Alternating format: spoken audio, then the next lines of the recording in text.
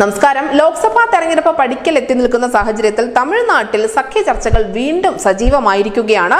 കഴിഞ്ഞ സെപ്റ്റംബറിൽ BJP സഖ്യം വിട്ടുപോയ AIADMK വീണ്ടും NDA പാളയത്തിലേക്ക് തന്നെ തിരിച്ചെത്തുമോ എന്നത് തന്നെയാണ് ഏവരും ഉറ്റുനോക്കുന്നത്. BJPക്കും AIADMKയിലെ ഒരു വിഭാഗത്തിനും NDAയിലേക്ക് തിരികെ വരുന്നതിനോട് താല്പര്യമുണ്ടെങ്കിൽ പോലും പളനിസ്വാമി വിഭാഗത്തിന് NDAയിലേക്ക് തിരികെ വരുന്നതിനോട് തീരെ താല്പര്യമില്ല.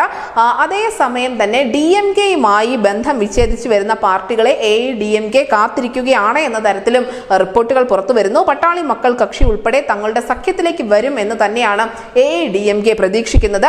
AIADMK ഇല്ലാത്ത സഖ്യം വോട്ട് നേടാൻ സഹായിക്കില്ല എന്ന് തന്നെയാണ് മിക്ക ചെറു പാർട്ടികളും കരുതുന്നത്. മറ്റൊരു വശത്ത് BJPയും സ്വന്തം നിലയ്ക്ക് സഖ്യകക്ഷികളെ തേടുന്നുണ്ട്. അതേസമയം തന്നെ DMK മറ്റ് ചെറു പാർട്ടികളുമായി ചർച്ച നടത്തുന്നുമുണ്ട്. DMDK സ്ഥാപകനും നടനുമായ വിജയകാന്തിന്റെ സംസ്കാര ചടങ്ങിൽ ഉണ്ടായ ഒരു ജനപങ്കാളിത്തം അത് തെരഞ്ഞെടുപ്പിൽ തങ്ങളെ സഹായിക്കുമെന്നുള്ള പ്രതീക്ഷ മിക്ക പാർട്ടി നേതാക്കൾക്കുമുണ്ട്. DMDK മുന്നണിയിൽ ഉൾപ്പെടുത്താനുള്ള താല്പര്യവും പലരും അറിയിക്കുന്നുമുണ്ട്. ഇതിനിടയിൽ തന്നെ കഴിഞ്ഞ ദിവസങ്ങളിൽ ഒരു വാർത്ത പുറത്തു വന്നിരുന്നു. കമൽ ഹസന്റെ പാർട്ടിയും ഇപ്പോൾ പുതുതായി രൂപീകരിച്ച വിജയുടെ പാർട്ടിയും മറ്റും ചേർന്ന് ചെറു പാർട്ടികളെ കൂടെ നിർത്തിക്കൊണ്ട് ഒരു മൂന്നാം മുന്നണി തമിഴ്നാട്ടിൽ ഉണ്ടാക്കുമെന്നത് തന്നെയായിരുന്നു അതിന്റെ ചില സൂചനകൾ. എന്തായാലും പനീർ സെൽവത്തെ മുൻനിർത്തി ഒരു പദ്ധതി മെനയാൻ തന്നെയായിരിക്കും BJPയുടെ ഭാഗത്ത് നിന്നും ശ്രമമുണ്ടാവുക.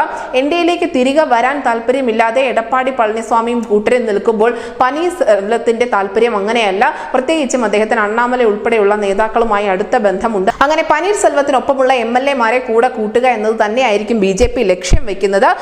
ഒരു പാർട്ടിയിൽ നിന്ന് തന്നെ രണ്ട് വിഭാഗങ്ങളെ പിരിച്ചെടുത്തുകൊണ്ട് കൂടുതൽ ശക്തിപ്പെടുത്തുന്ന ഒരു തന്ത്രമായിരിക്കും BJP തമിഴകത്ത് പരീക്ഷിക്കാൻ പോവുക.